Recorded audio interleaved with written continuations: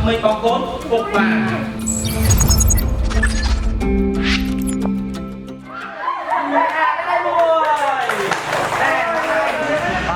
ូលមកព្យាបាលនិងអប់រំសុខភាពមាត់ថ្មីក្រៅអត់កម្មវិធីដែលយើងកំពុងតែធ្វើនេះគឺមានឈ្មោះថា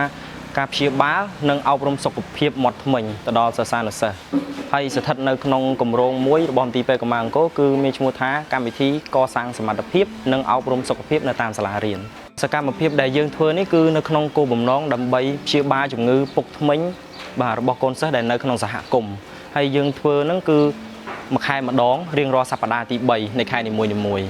បាទហើយចន្លោះពីថ្ងៃអង្គារទៅដល់ថ្ងៃសុក្រអញ្ចឹងសកម្មភាពដែលយើងធ្វើប្រចាំថ្ងៃនេះគឺមានពីរធំទី1គឺការព្យាបាលសុខភាពមាត់ធ្មេញហើយនិងការអប់រំសុខភាពមាត់ធ្មេញដល់កូនសិស្សដែលគាត់បានមកទទួលសេវាព្យាបាលហើយនៅកន្លែងនេះគឺយើងមិនត្រឹមតែអប់រំទៅលើកុមារទេគឺយើងផ្ដល់ការអប់រំទៅដល់អាណាព្យាបាលផងដែរបាទទី1នោះគឺឲ្យគាត់យល់ដឹងពីវិធីសាស្ត្រនៅក្នុងការដុសសម្អាតធ្មេញឲ្យបានត្រឹមត្រូវដើម្បីកុំឲ្យធ្មេញរបស់កូនរបស់គាត់នោះមានការពុកឬក៏ដង្កូវស៊ីធ្មេញនឹងឯងហើយទី2គឺព្យាបាលគឺយើងព្យាបាលនៅខាងក្រោយយើងមាន clinic ចល័តបាទដែលមានដុកទ័រគាត់អញ្ជើញមកពីមន្ទីរពេទ្យកម្ពុជាអង្គរផ្ទាល់តែម្ដងតាមធម្មតាការព្យាបាលជំងឺមាត់ធ្មេញនៅតាមសហគមន៍គឺយើងធ្វើពីចន្លោះ25ទៅ27នាក់ក្នុងមួយថ្ងៃមិនថានៅតាមសហគមន៍ឬក៏នៅមន្ទីរពេទ្យកម្ពុជាអង្គរទេការព្យាបាលរបស់យើងគឺភាគច្រើនសង្កត់ធ្ងន់ទៅលើការប៉ះធ្មេញនិងការដកធ្មេញអញ្ចឹងកុមារដែលមកទទួលការព្យាបាលយើងគឺគាត់មានជំងឺពុកធ្មេញច្រើនចាមូលហេតុដែលបណ្ដាលឲ្យកុមារកម្ពុជាយើងមានជំងឺពុកធ្មេញច្រើនលើសលប់ដោយសារកង្វះខាតរបស់ឪពុកម្ដាយដែលគាត់មិនបានយកកូនទៅធ្វើការ check up មាត់ធ្មេញរៀងរាល់6ខែម្ដងនៅមន្ទីរពេទ្យឬក៏នៅតាម clinic ហើយនឹងមួយចំណុចទៀតគឺគាត់មិនបានយកចិត្តទុកដាក់នៅផ្ទះដោយកូនគាត់នៅពេលដែលកូនគាត់ញ៉ាំអាហារហើយឬក៏ញ៉ាំអាហារផ្អែមហើយត្រូវដុសធ្មេញរៀងរាល់មួយថ្ងៃ3ដងអូន4ឆ្នាំលោកគ្រូបញ្ហាធ្មេញពុកតកៀមខាងក្នុងគ្រូផ្នែកខាងក្រោម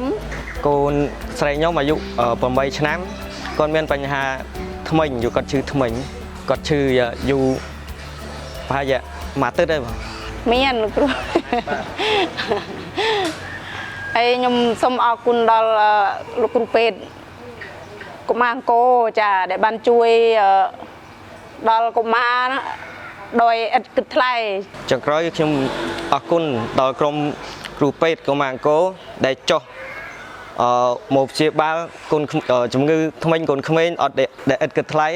ខ្ញុំសូមជូនពរឲ្យក្រុមលោកគ្រូជួបតែសំណាងល្អសុខភាពទាំងអស់គ្នាបាទអញ្ចឹងគម្រោងនេះគឺយើងចាប់រាប់ពីឆ្នាំ2018រហូតមកដល់ឆ្នាំ2025នេះគឺមានចំនួនកូនសិស្សដែលទទួលបានការអប់រំថែទាំសុខភាពមាត់ធ្មេញចំនួន10218នាក់ហើយនៅក្នុងនោះគឺមានស្រីចំនួន5540នាក់ដែលឡែកនៅក្នុងឆ្នាំ2026នេះគឺជាលើកទី3បាទដែលយើងបានចុះមកធ្វើការអប់រំហើយនឹងព្យាបាលសុខភាពមាត់ធ្មេញក្នុងនោះគឺមានកូនសិស្សចំនួន166នាក់បាទសរុប166នាក់ហើយមានកូនសិស្សស្រីចំនួន99នាក់